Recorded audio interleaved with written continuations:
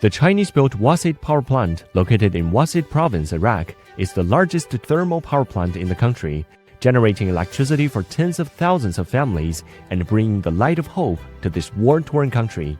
The power plant has 6 generator units, boasting a total installed capacity of 2,540 megawatts.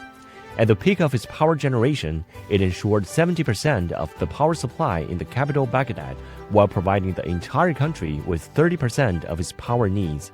作为伊拉克最大的火力发电厂，华氏的电站截止目前累计发电量近1500亿千瓦时，高峰时发电量占伊拉克电网总发电量的将近30%，电力供应得到显著改善。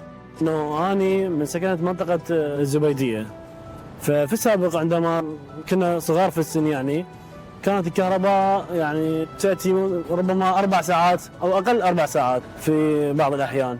الآن بعد ما أتت محطة واسط الحرارية والكوادر الصينية باشرت بالعمل وأنجزت هذا المشروع، صار إنجاز بالطاقة الكهربائية يتعدى 23 ساعة أو 24 ساعة، تقريبا 24 ساعة ربما نص ساعة أو ساعة تطفى باليوم.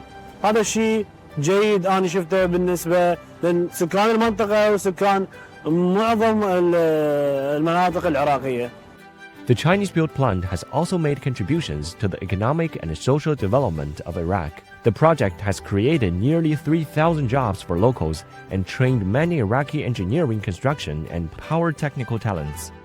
在共建“一带一路”框架下，华德电厂不仅极大地缓解了长期困扰伊拉克的电力短缺问题，保障了伊拉克的电力稳定和国家电力安全，还为当地创造了大量就业机会和电力技术人才。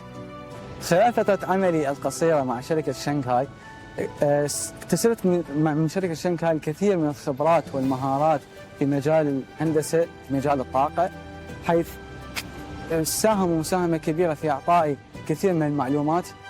كان العراق في مشكلة كبيرة تجهيز الطاقة الكهربائية للمواطنين، ولكن هذه المحطة أسهمت بشكل فعال في تجهيز الطاقة الكهربائية، فأسهمت بشكل واضح بتحسين الطاقة الكهربائية بالعراق. تعتبر هذه المحطة من أكبر المحطات الحرارية في الشرق الأوسط، فلذلك نحن ممتنين امتنان كبير للشركة الصينية وللحكومة الصينية بتنفيذ هذا المشروع.